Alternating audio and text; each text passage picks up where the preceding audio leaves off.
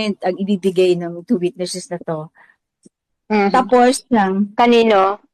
Kanino? dun sa Babylon, sa Okay. Hartuman, sa New York. Ayan. Okay, okay. Tapos, ah, sabi ni OH, nasa kanya ang spirit of revelation at nasa kanya ang spirit of the covenant. So, yun ito naman. Tapos, gaano kahalaga ang feast? 'Di ba? Basta ang sabi niya, ito ang sabi ng spirit of the covenant. Sabi niya, the word was made flesh and tabernacled with us. Sabi niya, or dwelt among us. Sino yung word na yun? 'Di ba ang to? Si Sa King Messiah. Yahushua, ang Messiah. Mm. Ibig sabihin, nag-tabernacled with us. Hindi lang niya madiretso.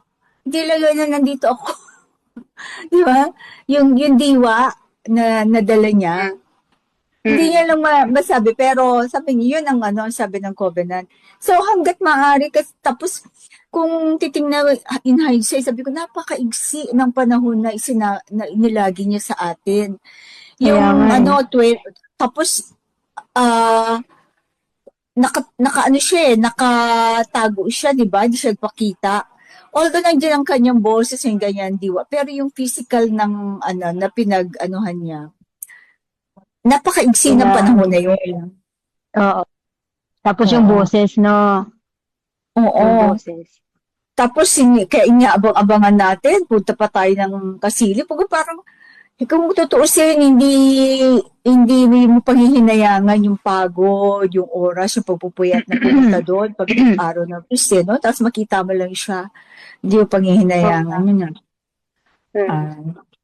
Kaya si Sis Dahlia, meron siyang na-miss na malaking dun sa, hindi mo nakasama sa outing.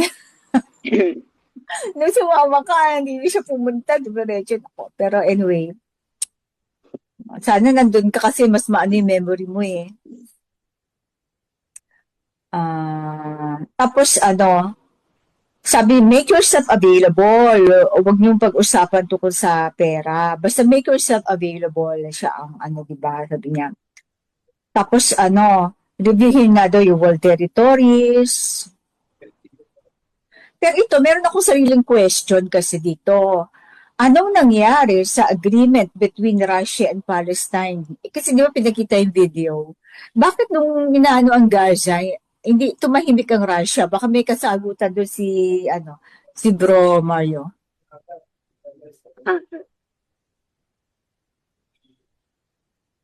Bakit nanahimik ang Russia nung pinupulbos ang Gaza? O hindi pa siguro panahon, no? O ayaw iniiwasan ng Russia pa ang o hindi pa handa ang China. Sa bagay, siguro matagal na silang nakahanda. Kaya lang sis, ang hinihintay nila ang tamang panahon. Once na sumama kasi sila, ang Russia, China, yun na yung simula ng World War. Oo nga, kasi hindi pa tayo handa. Oo. Oo. Kaya hindi kumikilos ang two witnesses. Economic war muna. Economic war. Hindi pa tayo handa, sis. Ano sis Dahlia, kamo? Pagka sumali na kasi ang Russia at China sa away ngayon, yun na ang simula ng World War World War III. Oo. Hindi pa handa ang maraming bansa para doon. So, kumbaga, the Al-Hayam is in control. Hindi niya pa pinapasali itong two witnesses para mabigyan pa ng pagkakataon ang maraming mga tao o bansa na makapaghanda sila. At saka para sa atin.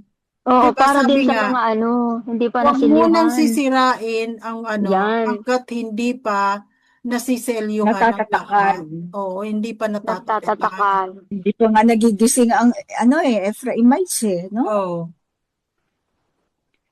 Kasi Yung mga malay mo hindi pa naman nagsasarado ang covenant. So open pa ang covenant until now.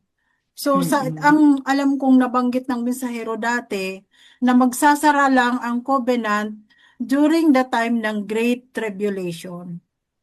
Wala Mhm. na, sa panahon ba ng Great Tribulation, meron pa bang magbabaptize? Di ba wala na? Wala na yun. Kung Oo. may maaabutan siguro lang na tubig na Oo.